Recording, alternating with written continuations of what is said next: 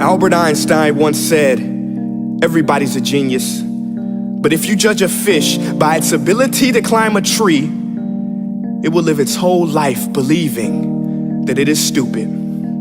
Ladies and gentlemen of the jury, today on trial we have modern day schooling. Glad you could come. Not only does he make fish climb trees, but also makes them climb down and do a 10-mile run. Tell me, school, are you proud of the things you've done? Turning millions of people into robots, do you find that fun? Do you realize how many kids relate to that fish?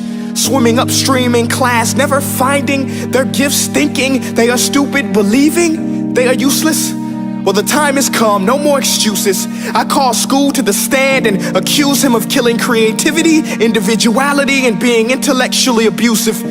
He's an ancient institution that has outlived his usage. So, Your Honor, this concludes my opening statement, and if I may present the evidence of my case, I will prove it. Proceed. Exhibit A. Here's a modern day phone. Recognize it? Here's a phone from 150 years ago. Big difference, right? Stay with me. Here's a car from today, and here's a car from 150 years ago.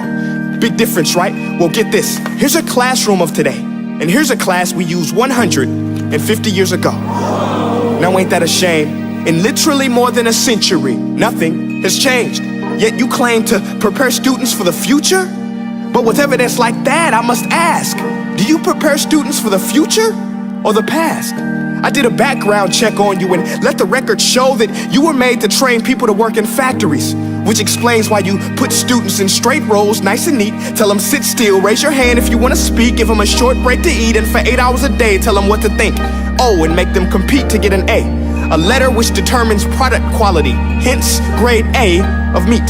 I get it. Back then, times were different. We all have a past. I myself am no Gandhi. But today, we don't need to make robot zombies. The world has progressed. And now we need people who think creatively, innovatively, critically, independently, with the ability to connect. See, every scientist will tell you that no two brains are the same. And every parent with 2 or more children will confirm that claim. So please explain why you treat students like cookie cutter frames or snapback hats, giving them this one-size-fits-all crap. Watch your language. Sorry, Your Honor, but if a doctor prescribed the exact same medicine to all of his patients, the results will be tragic. So many people would get sick, yet when it comes to school, this is exactly what happens, this educational malpractice, where one teacher stands in front of 20 kids, each one having different strengths, different needs, different gifts, different dreams, and you teach the same thing the same way? That's horrific. Ladies and gentlemen, the defendant should not be acquitted. This may be one of the worst criminal offenses ever to be committed.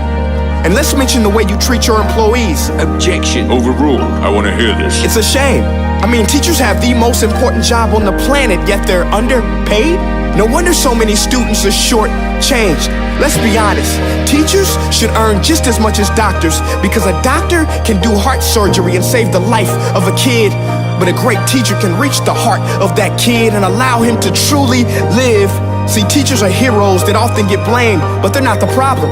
They work in a system without many options or rights. Curriculums are created by policymakers, most of which have never taught a day in their life. Just obsessed with standardized tests. They think bubbling in a multiple choice question will determine success. That's outlandish. In fact, these tests are too crude to be used and should be abandoned, but don't take my word for it. Take Frederick J. Kelly, the man who invented standardized testing, who said, and I quote, "These tests are too crude to be used and should be abandoned." Ladies and gentlemen of the jury, if we continue down this road, the results will be lethal. I don't have much faith in school, but I do have faith in people. And if we can customize healthcare, cars, and Facebook pages, then it is our duty to do the same for education, to upgrade it, change it, do away with school spirit, because that's useless. Unless we're working to bring the spirit out of each and every student, that should be our task. No more Common Core. Instead, let's reach the core of every heart in every class. Sure, math is important, but no more than art or dance. Let's give every gift an equal chance. I know this sounds like a dream, but countries like Finland are doing impressive things. They have shorter school days. Teachers make a decent wage. Homework is non-existent, and they focus on collaboration instead of competition. But here's the kicker, boys and girls. Their educational system outperforms every other country in the world.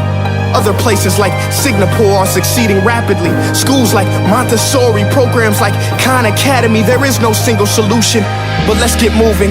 Because while students may be 20% of our population, they are 100% of our future.